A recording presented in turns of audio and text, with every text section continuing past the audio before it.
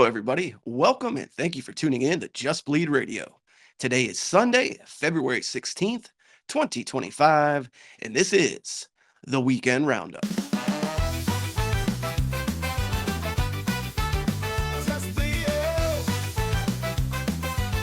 just bleed radio. Just bleed radio. Well, hey there, crystal connoisseurs and cybernetic policemen. Looks like you found the sweet spot on your digital dial because you're tuned directly into the number one hot spot for MMA hot takes. Broadcasting live from our Cleveland headquarters, this is the weekly episodic odyssey known as the Weekend Roundup. As always, proudly presented by Just Bleed Radio. And you got yourselves a real treat because on this 41st rendition, we got quite the show planned. Far too much to discuss from another night of fights, so give your boys a like and subscribe if you're new around here. And if you're not new around here, leave a fucking comment, you bunch of slackers. Jesus. All right, of course, my name isn't Brian Campbell. No, I'm LazyBed, so I'm not going to ramble on for an hour plus all by myself. Let me bring in my fellow fight fans. Reporting from Central California, favorite drink, IPA beers, favorite fighter, Robert Whitaker, favorite team, the Raiders. He's no special. How's it going, Austin? It was a great. Yeah, it's going good. It's going good. Wish my team and my fighters were doing better, but god damn it, I'm here regardless. Can't complain. I can't complain. It was a great weekend so far. I swear I wasn't taking a jab with that, I swear. Never do. Never do. And also coming to us live, but from Northern England, favorite sandwich, bacon on a cinnamon raisin bagel, favorite fighter, Dakota DeCheva, favorite movie, Blues Brothers. He's DangerMouse. DM, how we doing, pal? I'm pretty good. That's not bad there, Lazy. I would probably say that Zulu is my favorite movie, but Blues Brothers very close second, maybe.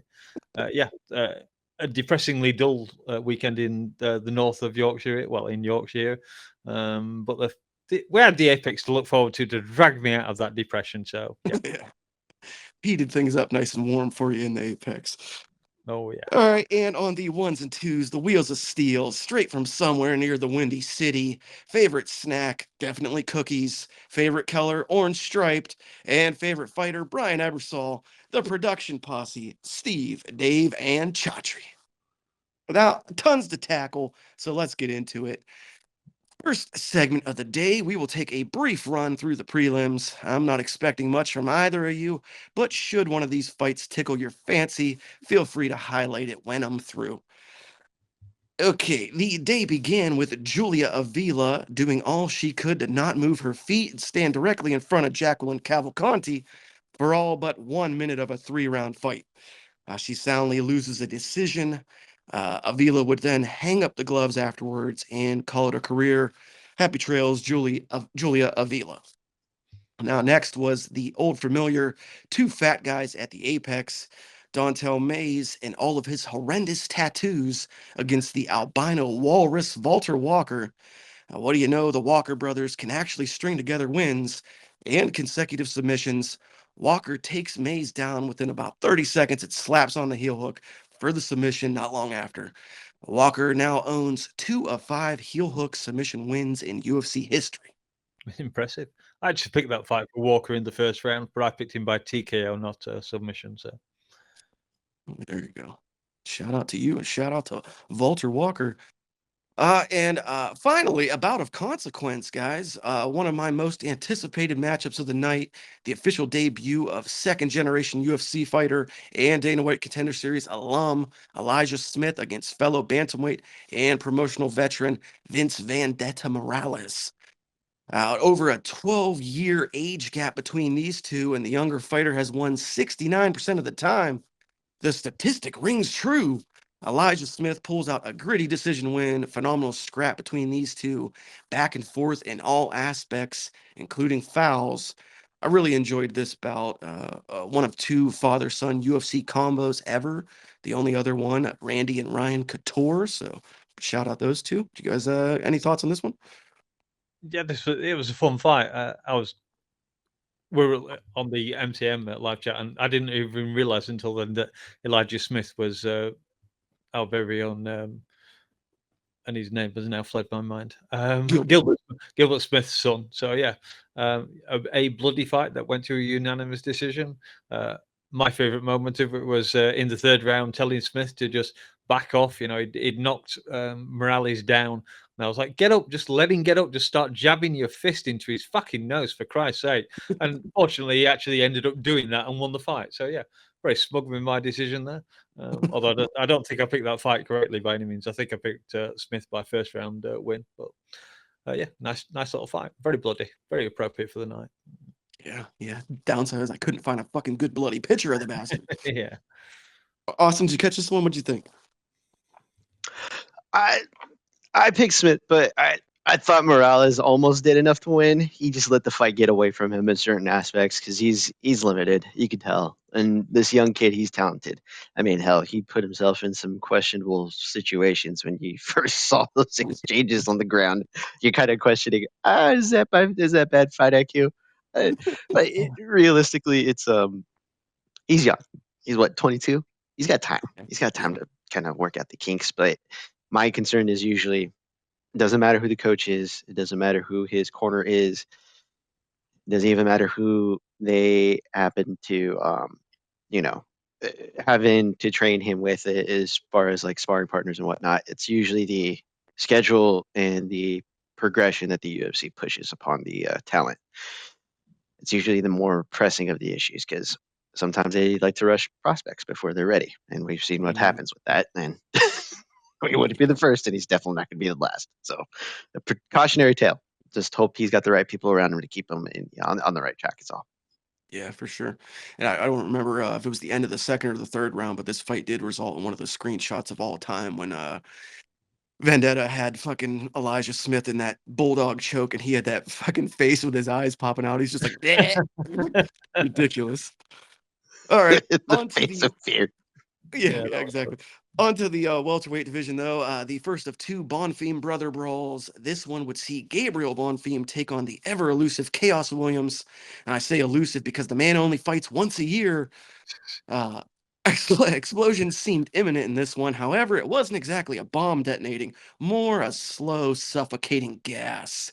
Straight shots and precision versus looping shots and, well, chaos. A definitive submission win for Bonfim in the closing moments of the second. Either of you guys got anything on this one? Austin, you want to go first, or More disappointment for Williams. If you're going to fight once a year, you need to be able to be working actively on things that you should be, and it doesn't appear that he's doing that, which is again disappointing because he looks the same. It's not like he's getting better. I mean, he may have finished his last 2 or 3 opponents, but he's only fighting once a year. He's young enough to kind of take the time, but if you're not actively working on progressing your abilities, because he looks like the same fighter that entered the UFC, he hasn't changed, and now he's fighting once a year for reasons that are not clear. Bonfim, on the other hand, said, "Fuck it, I'll take care of it." And he did. Took care of it the first opportunity he had on the ground. I mean, hell, he was the better striker. He was the more calculated athlete, and he definitely learned, oh, he's not going to protect. Okay, then I'll just take it, and then submitted him. That's what you do with guys like this. You just, if they're not going to give you what you want, and they don't go away easy, you find the submission or the finish. And Bonfim found the finish. Yeah, good on Herb Dean for stepping in there and breaking that choke up because he was out like a motherfucker. That was pretty scary. But DangerMouse, what'd you think? Yeah, well, we had Chaos Williams walking out to DMX, which is the best part of the fight, arguably for him, and maybe for me in certain respects. I did pick Bonfim in this one. Wasn't that a difficult choice, I didn't think. As Austin just said, his striking was bang on the mark. His jab was on the money. He had that calf kick sticking in, doing damage every time he threw it. And then he finally took Williams down, sunk in that Darce choke. And then, the fight ended. We didn't exactly know what had happened as Herb Dean rushed in. Very nice job by him. And Bonfim stood up, and Chaos was left there looking like a hooked fish, just gasping for air as he began to come round from that choke. I did take a little quick snapshot for it, so it might show up in the video. Who knows? Or maybe even a clip of the video. Yeah, that was just a really, really nice job by Bonfim. Shame his brother couldn't do the same, but we'll get to him later, no doubt. Yeah. Shame for anyone that had the Bonfim brother parlay. I feel bad for them. Yeah. All right. Well, Mexico versus Brazil time. Flyweights Jesus Aguilar and Rafael Estevam looked to stake claim for the little homies. Estevam had looked pretty solid against good competition when he got a decision W over Charles Johnson in his debut, although he did miss weight for that one. In his sophomore outing, he would continue this streak. Decision win for the Brazilian, who remains undefeated. Not too much to say about this fight, so I think we'll just move it along. Uh, and then we had a couple of bouts that I actually missed in real time. First being the strawweight clash of Angie Hill and Ketlin Souza, a rare split decision that actually went the way of overkill. And second was the prelim closer, Jose Delgado moving up to 9-1 with a TKO finish over Connor Matthews. After which Delgado would say he's ready to fight again in May and get his hands dirty. So I'd like to see him back in there quick. Any thoughts from either of you guys on these two final fights here? Yeah, very quickly on Estevan versus Aguilar. We're all having a good laugh in the chat and saying that, can someone beat Jesus in this one? And praying that Raphael would get the crucifix finish in the third round. As it happened, Jesus almost redeemed himself and came back in the third round, but didn't quite manage it. Yeah, fun little fight to watch, but nothing exceptional happened in it. And then the Delgado versus Williams, which I incidentally thought I'd pick Williams at the start of this, then realized I'd picked Delgado. We had that nice spinning back fist that Delgado landed. Don't think it was that much later. He landed that really, really nice, powerful straight right, knocked Williams down, jumped on top of him, bit of ground and pound, and just got the job done. Nice job from him. And did you go on to the ladies or not? Yeah, I mentioned Hill versus Souza, but again, I didn't see that one. So all right. Well, if I'll just very, very quickly throw in that one, I picked Souza. I thought she won the fight. It was a very close fight. Angela Hill, for once, actually gets a split decision in her favor. But like I said, ironically, I don't think she deserved this one. I think Souza did enough. I thought they were judging it on round 3, but those judges had given it Hill the first 2 rounds. So maybe I was judging it wrong from there. But yeah, I thought Souza did enough to win that one.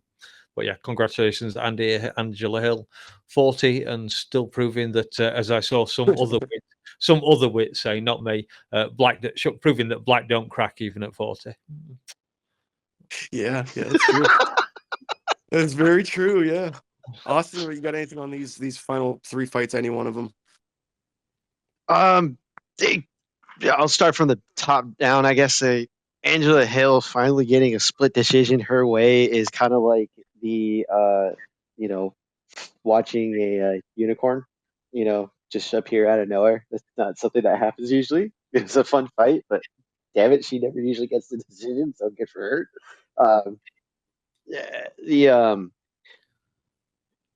The fight before that, I'm sorry, what was his name? Lazy, I'm blanking on it currently.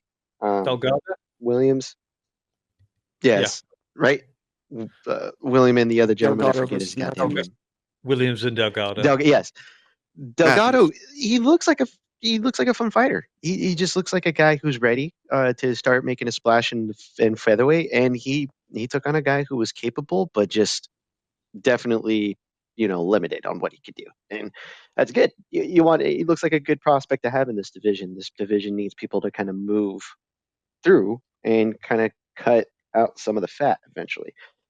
We'll see how it looks and when he gets into the deeper edge of the pool. But right now, he looks like a good prospect to have in that division. And then the fight previous to that, I mean, nothing says like you're gonna have a good time when you have 2 guys who are capable of just grappling the entire fight. And I know that's not everybody's cup of tea, but it was my cup of tea, and I enjoyed it.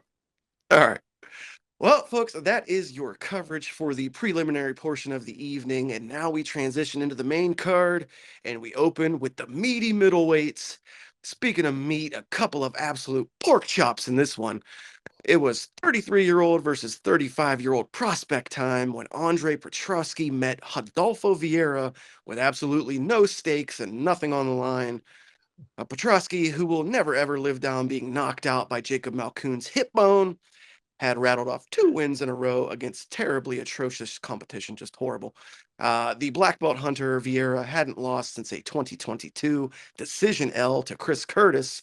Flash forward to Saturday evening, and in a bizarre decision, the W goes the way of Petrosky.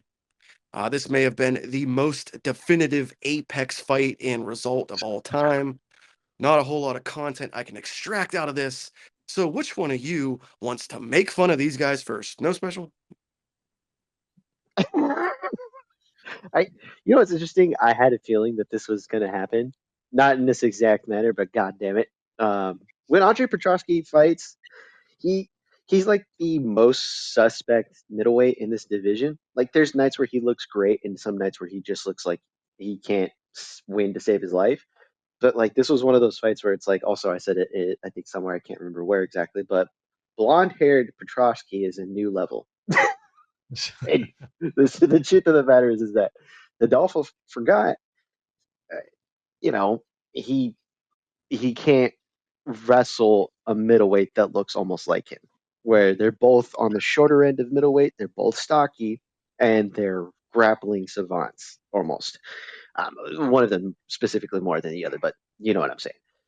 The truth of the matter is that Petrosky stole the fight because Vieira forgot that this was mixed martial arts. He tried to kickbox with the man who wasn't better at him than kickboxing. He just wasn't putting everything together, and then he would try to take dramatic, shots, and he just couldn't come up with anything else in the actual fight. He seemed to be kind of struggling to piece together his game, whereas Petrosky was just, he'd do something and just stay slightly ahead of it. He'd take slightly less damage. He'd counter the wrestling and grappling and just find a way to kind of beat him in that exchange, keep the fight standing, and that's what lost Barrera the fight. It's interesting because I didn't think it was a bad decision. I just found it funny. That's all. And by the way, none of us picked him. Yeah, None yeah, of us no. picked him. Nobody. Yeah. All right, DangerMouse, you got anything for us on these couple of fucking meat flappers? Not really, no. I can't say I knew much about these fighters before I saw it, which is why this card was not the greatest. When there's people on the main card, I don't really have that much idea of. I always declare myself the cat of casuals, but I'm not actually that fucking bad. So yeah, it was just an uninspiring fight. I picked Vieira like we all did. He lost. The only thing I'm annoyed about is that fact that I lost a pick. I did rewatch most of the fights today. I was not submitting myself to watching that 15 minutes fighting again. So yeah, you lost, tough shit. I lost, tough shit. Next fight, please. That's perfect. I think it tells you all you need to know about that one. One last thing I do gotta mention. Andre Petrosky, dude, you're a fucking moron. You're not getting the Bo Nickel fight. Terrible call out. Waste of everybody's time. And I don't like Bo Nickel, but shout out to Bo Nickel for his clapback online. I think he said something like, yeah, I would love an easy fight like you, but my fans don't want me to fight cans anymore. Oh, God. Oh, Jesus, he's the worst. God, Bo Nickel's the fucking worst. All right, all right. Time now for my obligatory Ray Longo mention of the day. But knowing me, it may not be my last. Lightweight action in the second fight of the main card. Sarah Longo trained Nazim Sadikov brought his 9-fight win streak to the cage against the other Brazilian brother, Ismail Bonfim. Now, Sadikov coming off of the only fight in his career that wasn't a victory when he drew with Slava Claus in his last go-round, while Bonfim got a decision win over Vince Pichel, in his most recent fight. Survey says one more for the good guys. Beautiful question mark kick. Knocked the sight right out of Bonfim.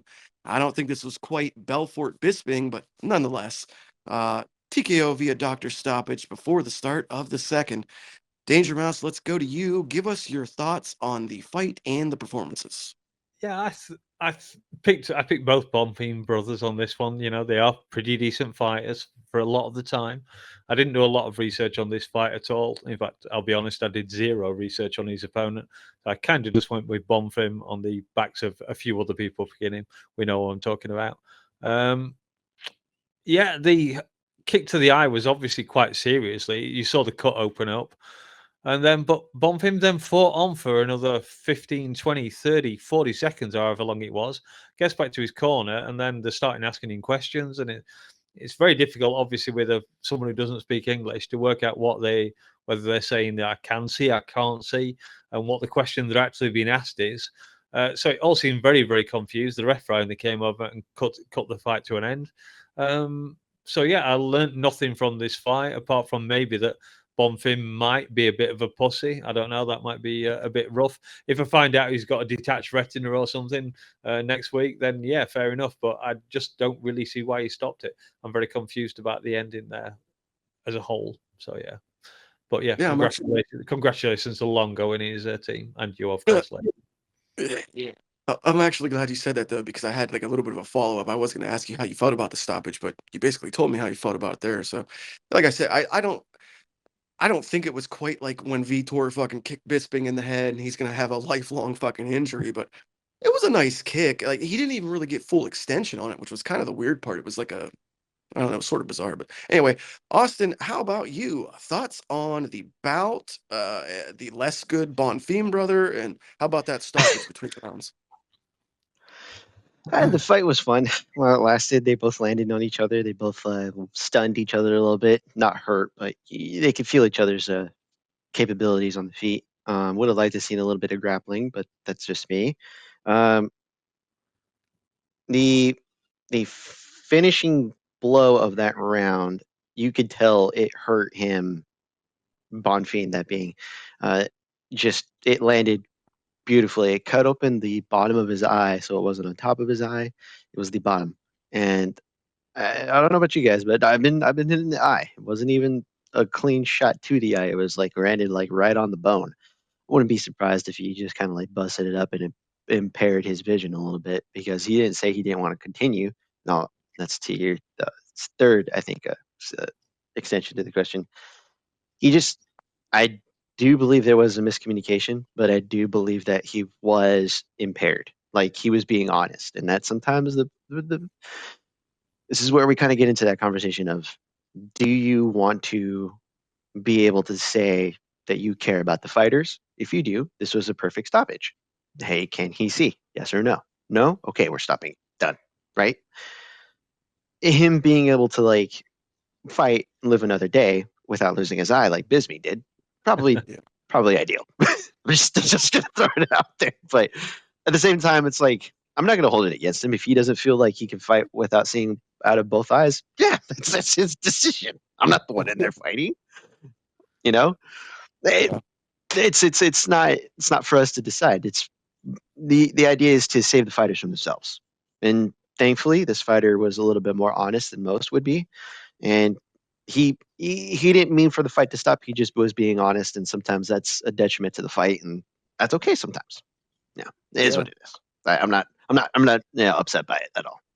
I'll Yeah. be interested to see how much hate he gets compared to last week, where obviously looking at the thumbnail we have up in our studio at the moment, Sean Strickland had his nose broken and smashed into 6 pieces on his face, and the amount of hatred he's got from that fight, even though he continued on for it. And then, of course, we're going to have this one where Bonfim has apparently stopped for what looks to be a fairly minor reason. But as Austin said, Oh, yeah, it's a tough guy contest. Tough guy contest. There you well, go. no, I do agree. If the fighter thinks he's badly injured and he doesn't want to continue, then by all means he should be able to step out of it and not feel the wrath of it. But I just wonder. I I, just wonder how Yeah. much. I mean, it's fair. it, It's if it's good for the goose, it's good for the gander, I guess. I mean, if you're going to question one, I guess you got to question all. So, I mean, you're not wrong in that sense. Last thing that I just want to close on this fight with is a comment that Michael Chiesa made at the post-fight desk. Uh, Kamaru Usman was more or less making the argument that, Bonfim likely should have continued because he had 2 checks on the line, not just 1 check, but 2 checks, the fight and the win check. And Chiesa made a very good point. It might have been 2 checks on the line, but he's only got 2 eyes. So you make the call, bud. You make the call. Yeah. All right. Next up, we had what looked to be a dud on paper, but what would Fight Night hold?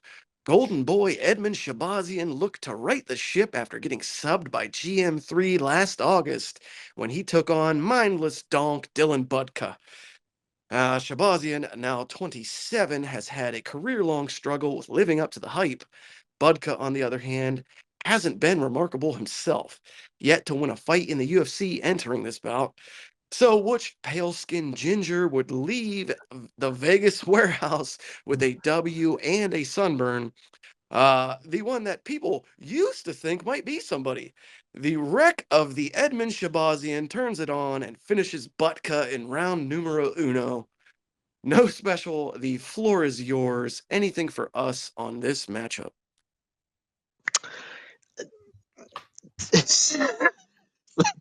Okay, so first of all, Shabazian is the definition of when you push a prospect too soon, right?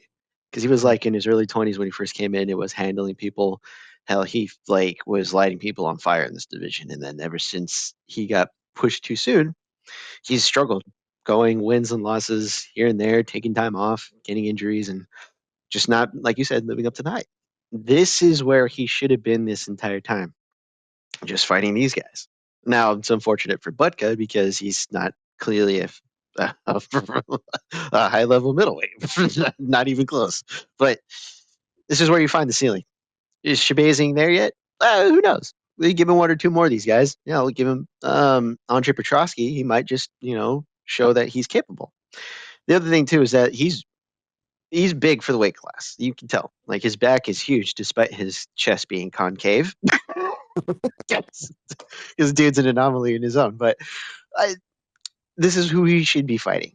You can't always predict a prospect's ability to, flourish properly, but you can always tell when someone's like been rushed too soon. And Shabazian is finally living up to some of those expectations of just being a very capable fighter. He just needs a little bit more time to season is all. Yeah, that's fair. That's also true.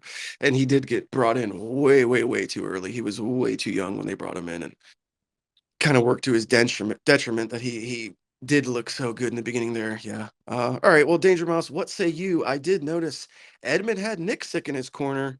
Champ shit only. He did. Anything on Shabazian finishing Budka? Yeah, this was nice with this was ginger on ginger violence. This is the only group we're allowed to see get the shit beaten out of them and be able to cheer it. Yeah, just let's see more. See more of this day, and get those gingers in the cage. Let them batter the crap out of each other. Now, in actual seriousness, Edmund, absolutely brilliant performance. It only lasted 95 seconds, which a lot of people will sympathise with here. Couple of jabs, slipped right back into range, slotted in a nicely placed right hand that it was game over for Budka, knocked him down, finished it. As you just said, Lazy, Nick Sick apparently had been drilling this technique in the back rooms before the fight. So, and Edmund commented on it. So, yeah, great all-round performance. Very worthy of the 50k performance bonus. I can't think of another fight really that deserves it any more than that one. I, like I said, I'm all for the ginger on ginger violence. Who knows? Maybe we'll see MMA Guru in there at some point getting his head kicked in. A shout out for the bonus because I didn't catch the bonuses. So yeah, thanks for bringing that up. But I'm a little bit disappointed though. Speaking of the ginger on ginger violence, I was hoping that this fight would go all 3 rounds just so I could see just how pink their lily white skin would be at the end. Just jumping in there, I've got to say this is I think one of the few fights I picked exactly right. I said about Edmund by KO in the first round. So yeah, very happy. Oh yeah, you in the main card minute Tapology League. Yeah. Shout out Sleeto, who fucking crushes that every week. Yeah. Yeah, I'm gonna say I never topped that one, but I do okay. All right. Well, it is co-main event time, guys. But not only that, it is also JBR fantasy draft points time. Ranked featherweights tangled in the second to last fight of the night when New Englander Calvin Kattar met the Moroccan devil Yusuf Salal. Quick glance at the record of Kattar reveals some spooky statistics. Had lost 4 out of his last 5, pushing 37 years of age, and in one of the toughest divisions in the promotion, not to mention recently changing camps and uprooting to TriStar in Canada. Zalal, on the other hand, came in sitting on 6 straight wins, all finishes, and only 28 years old. He's also our guy DM's 7th round draft pick. So, how would he fare come Saturday Eve? Absolutely great if you're a fan of defense. Slippery and slimy as an eel, DangerMouse and Zalal slither out of there with a W and 15 measly points. Ah, before we give the man himself an opportunity to speak, Austin, give us your thoughts on the performances in this co-main. The definition of point fighting at its finest. And also probably a good reason why we don't have open scoring in MMA. Truth of the matter is that Cater could not find enough opportunities to cut off the cage and land frequently. He spent most of the time chasing him, which is what you're not supposed to do on a regular basis. But when he did manage to cut off the cage, he landed and then cannot capitalize on the opportunity. Cater is a striker, but a very limited one at that. And then on top of it too is like Zalal didn't need to do much. He just needed to, strike and evade, strike and evade, strike and evade, push him back, strike and evade, counter, strike and evade, strike and evade. Circle around, avoid the power shots, and then occasionally look for opportunities to push the opponent back, regardless of what you're doing, is going to actually lead to scoring. And Cater kind of played into that perfectly. A man who was looking for finishes because he was on a slide, a skid, as you would say, and that was to the detriment of his own ability to win. Slaw didn't really need to do much. Cater literally gave him the fight, and despite landing in the third and looking to finish as best as he could, you can't be mad as a law. You can only be disappointed in Cater, which is par for the course, unfortunately, because he's been this same fighter since he's entered the UFC. He has not adapted. He has been that guy that's kind of been capable but never gotten any ability to actually produce on the capabilities that he's had. And this is just proof of the pudding, you know. He's been ranked despite being on a losing skid, and Zalal now should be ranked despite that. Yeah. But hey, this is what happens. This is what you're supposed to do in the divisions like these, where you have guys who are on losing streaks but are still ranked. They need to fight guys who are outside the rankings so that you can switch up the rankings a little bit, get some new blood in there. Salah is now on a 5-5 win streak, and he's looked impressive doing it. I think this is one of those fights where he needed to get the win, regardless of how it appeared, and he got the win, and now he's ranked. Good for him.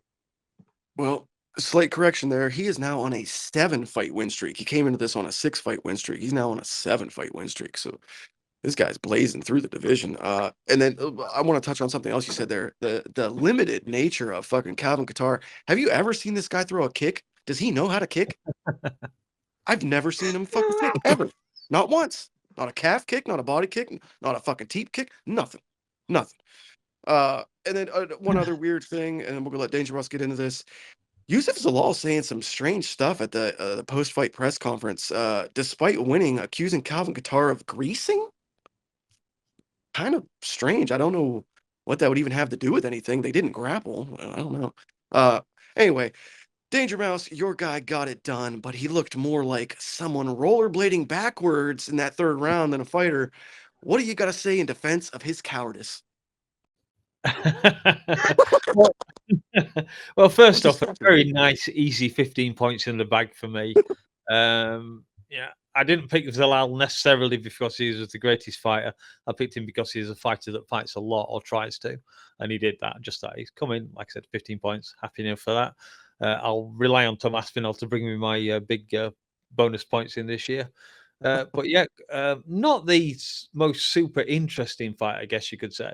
We had Zalal just picking a few shots and then he'd move away, circled, he'd let Calvin take a few shots and miss, and then he'd, on the odd occasion that Calvin actually landed or started to land something, when it did actually partially land, he was very, very good at just rolling with the punch and not seemingly taking any damage.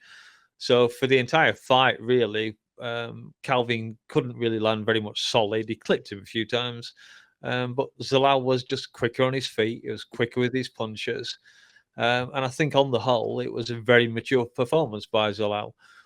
He knew he had 2 rounds in the bag, or he strongly suspected he had 2 rounds in the bag by the end of the second round.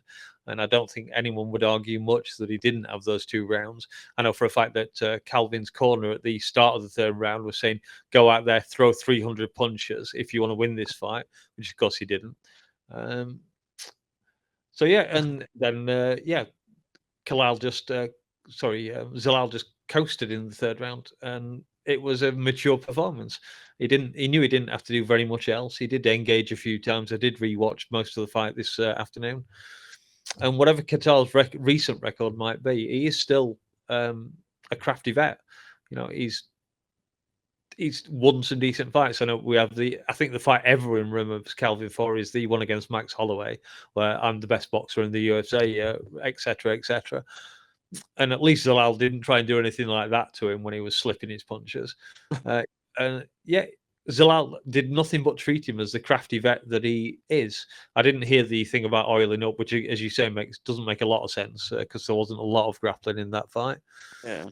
I did make a little joke in the main comment chat that maybe the ref should have either taken a point or warned Zalal that he was going to take a point if he didn't pick up the offensive activity in the third round. Mm-hmm. They could have issued a warning there, maybe. It would have been crazy if the judges had come back and scored that last round 10-8 and it had gone to a draw. I would have been the most upset. Yeah, I would have been the most upset man in the world there. But yeah, like I said, 15 points. That's all I care about. So yeah, well done, Zalal. Onwards and upwards. Yeah. Yeah, and we'll close on with this actually with a remark that you made, DM, that I actually thought was pretty poignant. If you're gonna get on Yusuf Salal for his performance in that third round, then you better have something negative to say about guys like Izzy, who have made a career out of fighting like that smartly and maturely and making the sound decisions. So he was just being smart. Entertaining, no. Smart, yes. Yeah, for sure. All right. Gentlemen, finally, we grabbed our amethyst and moonstone, we synced up to our biomechanical optic visors, and maybe even got the popcorn because it was main event time. The 7th-ranked middleweight Jared Cannonier put that number up for grabs against the unranked Gregory Rodrigues in a situation similar to the previous bout, another cagey veteran looking to retain their place in the UFC pecking order, while a younger fella nips at their heels. Cannonier is a man, he's 40, and despite looking like a 53-year-old Barack Obama, Hobocop just a mere 32 years old. Actually, celebrating his 33rd birthday when this episode hits the air.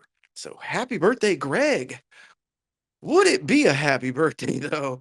That's a negative, Officer Rodrigues.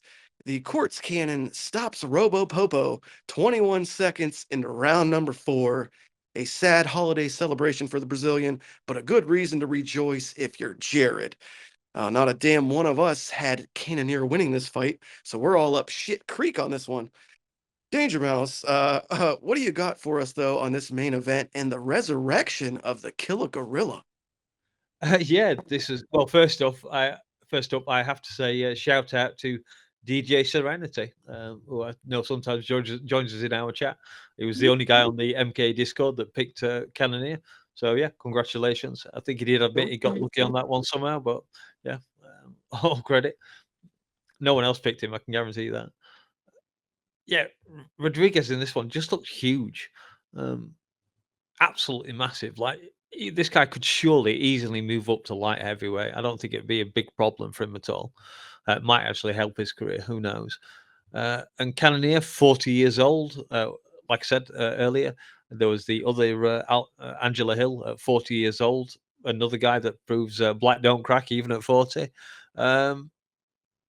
Just a great performance by Jared. He was really beaten up in the first round. I think some people might have even scored that as a 10-8 for Rodrigues. I don't think any of the judges did, but you could arguably maybe have given him a 10-8 there. And then Rodrigues came out in the second round, obviously looked a little bit more tired, and the commentary team were saying he can't be tired in the second round, and they were like, well, he can be tired in the second round, he just shouldn't be. And I think maybe he was. maybe he gave up too much. Maybe he just wasn't fit enough for this fight. And Cannonier just proved that 40 years of experience. He just kept it on. Let Rodrigues throw his punches every now and again while he'd make his own mark. And then, of course, by the time the fourth round rolled round, he was able to get the job done. I think it was a lovely body punch that's folded Rodrigues over and had Herb Dean sprinting in for to stop the fight. I think it was Herb Dean. Yeah, great performance by Cannonier. What can you say? 40 years old. Congratulations. You beat my guy Sean Strickland that time, which was an arguable win. But in this case, nothing unarguable about it. Nice job. Congratulations. Yeah, that's kind of the only bad thing and tough thing for Jared in this situation is he's got losses to pretty much everyone above him in the rankings, so he's kind of in a bind. All right, well, as DangerMouse just pointed out, Austin, age ain't nothing but a number when you've done it all in your career like Cannonier has. So give us some notes on the main event and this career-saving win for the 40-year-old. Well, to start with, Cannonier and Robert Whitaker have fought. It was I think a while ago when they Robert Whitaker was making his second run at the title at Izzy, but neither here nor there. This is a case of just because you have a good round does not mean you can coast. And like Mouse said, it almost looked like it was a 10-8 going in. And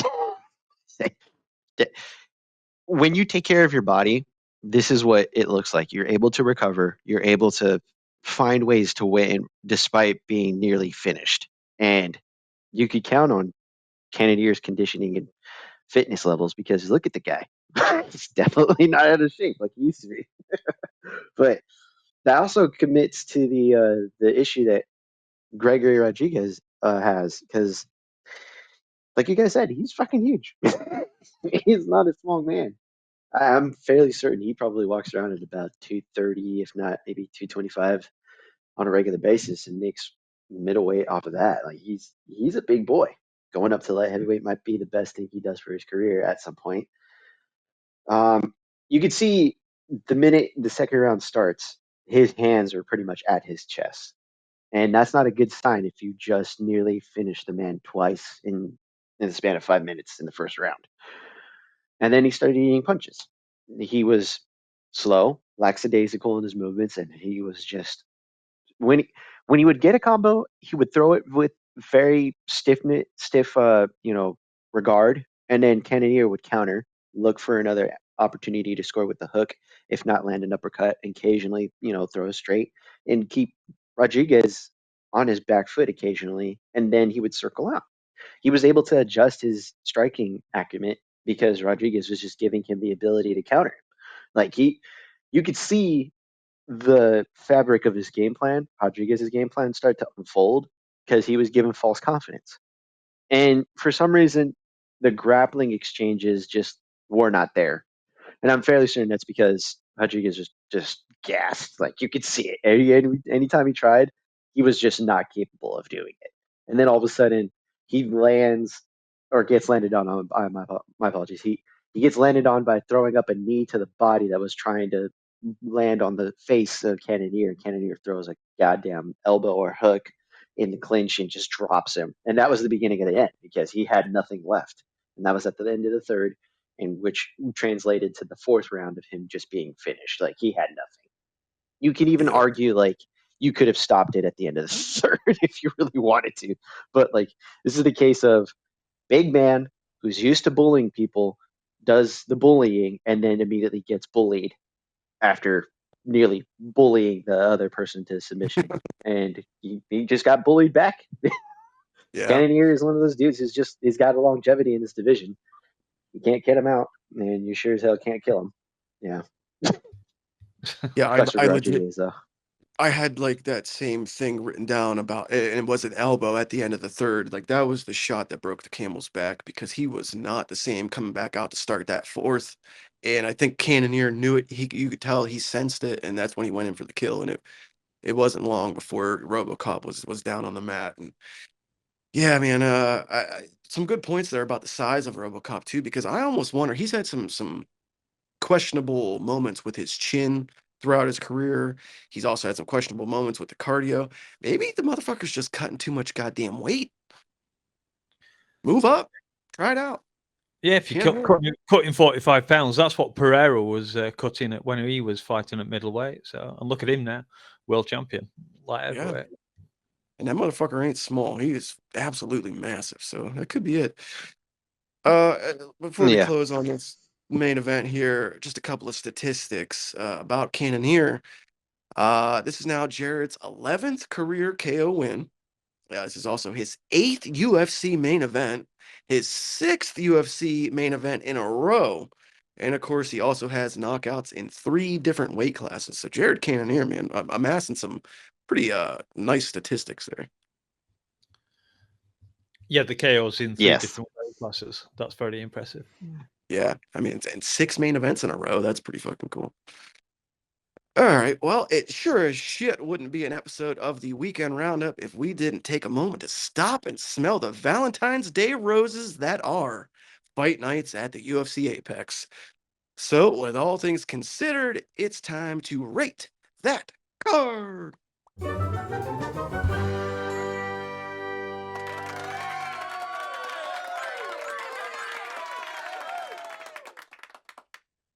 DangerMouse, Woo! why don't you kick us off today?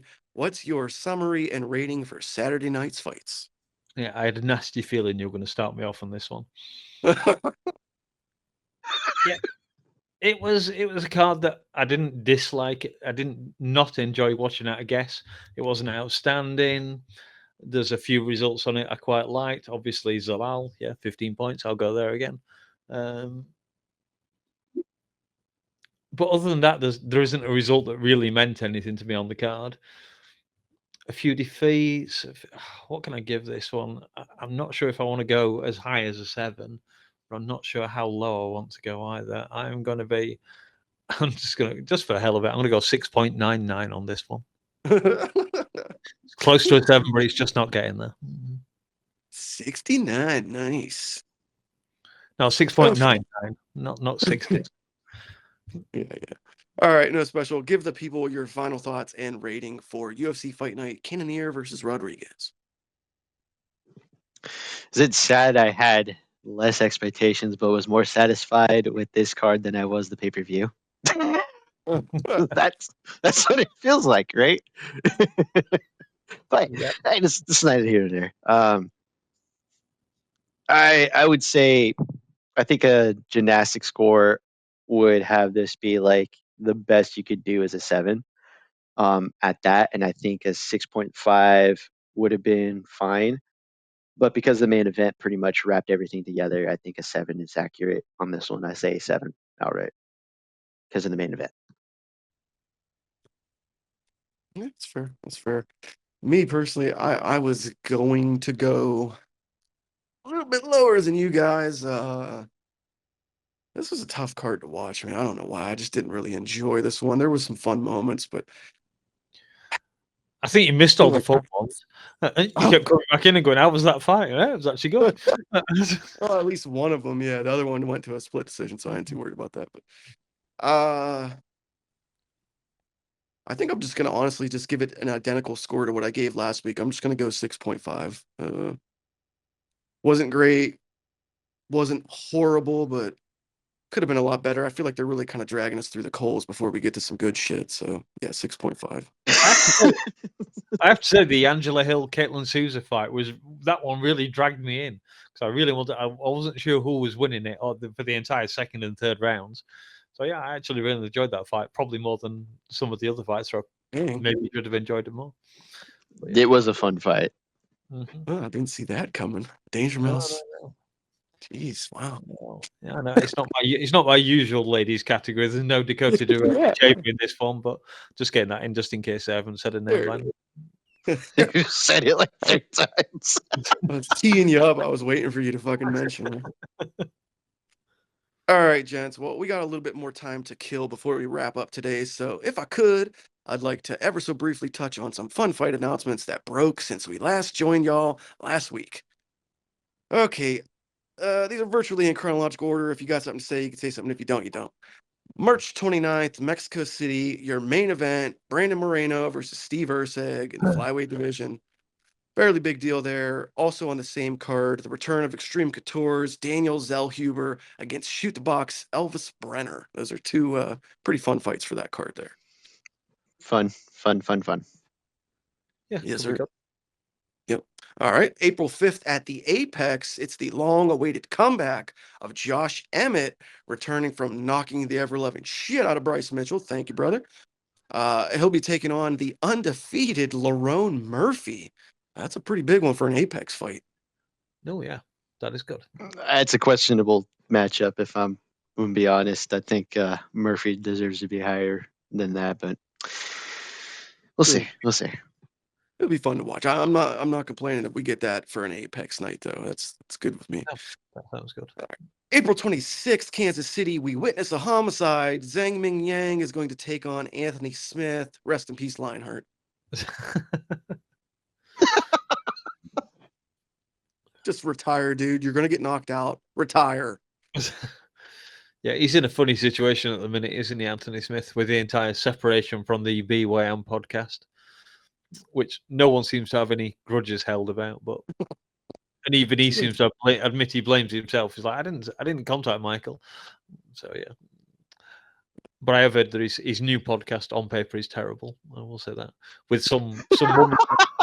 Well, I'm just going to just one report on it. Some woman that he does it with, who no one knows. She's not involved with MMA. She's just some chick that he knows, I guess. So, fuck. All right, well, enjoy your pine box on April 26th, Anthony, because that's where you're gonna wind up.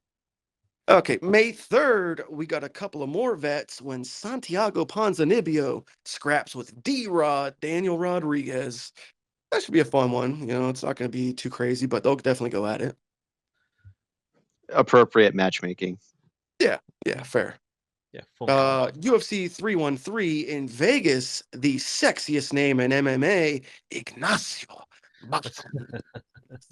tangles with a tarantula when he faces Jalen Turner. That's a big one, guys. I'm already working on my 313 script. That's good. I like that one. That one seems like it's going to be a fun fight. Yeah, two big, long, lanky fucking guys. It's going to be fun. And UFC 314 in Miami, a veterans clash between Juicy J, Julian Erosa, and the damaged Darren Elkins. There will be blood for that one. You are so far ahead of me in looking at cards. Okay.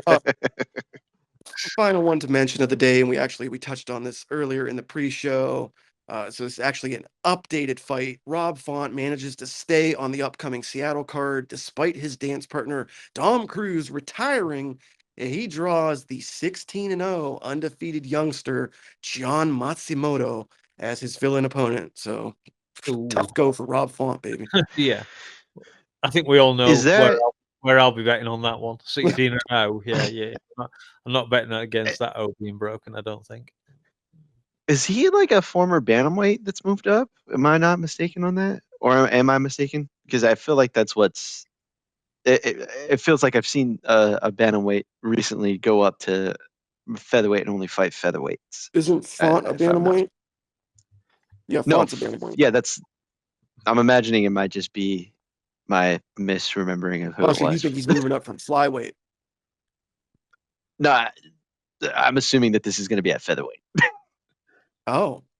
Well, I guess we'll find out. Yeah, it could be. It's short notice. That'd be interesting. Hadn't thought of that. Yeah, so Just those my opinion on it. those are your look ahead, your upcoming fights to kind of keep an eye on for the coming weeks. All I want to see Dave do is flash up those draft scores at the minute. All right, well, fine listeners, that brings us to the end of another edition of the Weekend Roundup. Fights were featured, laughs were had, and another week of 2025 is in the books. Never fear, however, we're right back at it every Monday, bright and early each week, right before MK. So join us back here 1 week from today for all your latest news in the combat sporting world Until then, for no special, DangerMouse, Steven, Dave, and Chatri, I'm your boy LazyBed, and this has been the Weekend Roundup. Yeah. Later. You bitches. Latest. Bye. Jesus Christ. Oh my God. Under No, an I'm hour. not Look at gonna that shit. Yeah, that's it. That's got to be a record for Lazy. Under an hour. I was cutting you guys off left and right.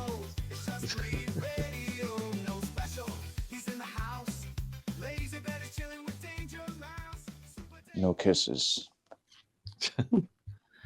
No That's for phone. Chatri.